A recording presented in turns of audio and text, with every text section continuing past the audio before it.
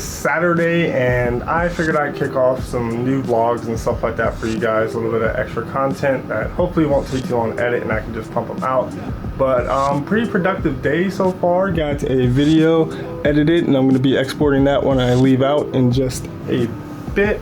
I don't ever like sitting around waiting for computers, so it's a good idea to just set stuff up to go and leave and do other things. But at the end of the day, I'm going to be going to watch Game of Thrones with some coworkers, and that's always fun. We watch it at work and have a really nice time, and it's relaxing.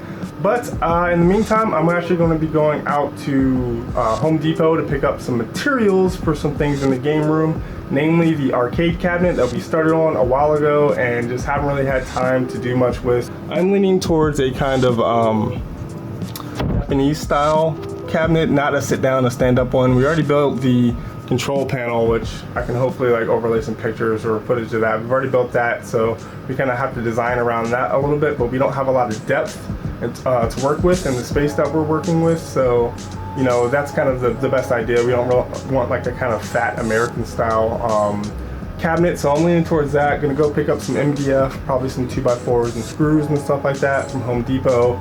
Gonna be using my buddy's truck. He's gonna meet me there so we can transport the stuff back to work. All right, so I'm at Home Depot.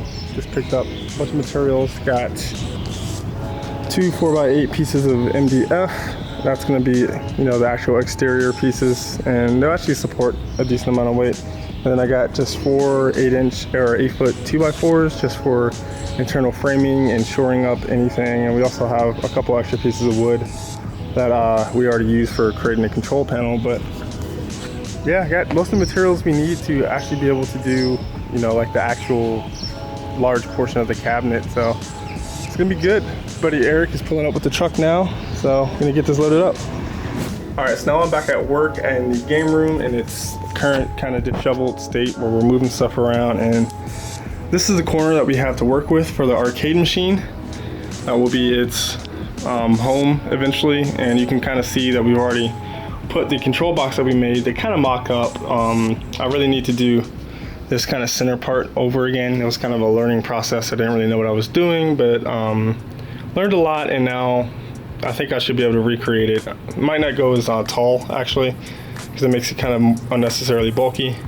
Just need enough clearance for the bottom of the joysticks, all the buttons, and a little bit of space for like a mouse and keyboard for the time being. Eventually want to do like a drawer that comes out underneath it, but I want to be able to have 4 people actually playing it, which might be a little bit of a challenge.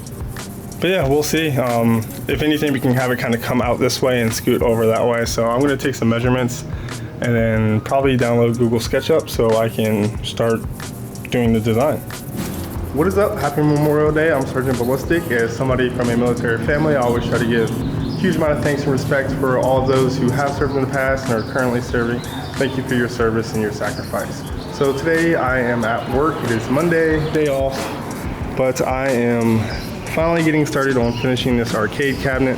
I already kind of got some plans online. I'll try to leave the link to the plans and the guys video who did these out. Got a few tools: circular saw, scroll saw, and a drill.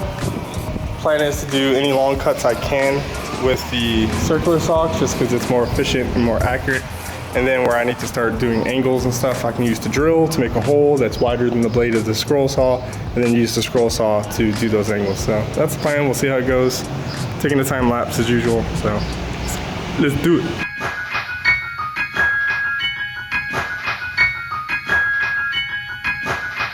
Yeah.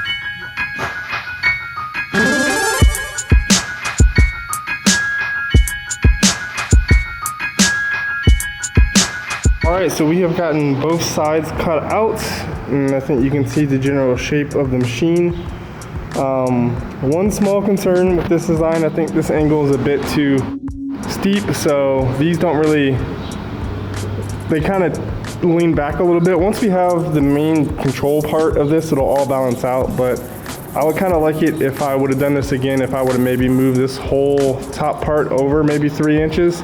And that way it would be less steep of a design, and that should be less, have less depth. But what I've done now is I've got it clamped down, and I've got this sander out, and I've kind of made them up so that the points where they, you know, line up really well are close, like this cut edge from the factory. And then for the rest of them, I'm going to sand them together to try to make sure that they end up being as close as possible to, you know, like perfectly together. So you got the sander out. That's probably going to take a while, but time lapse.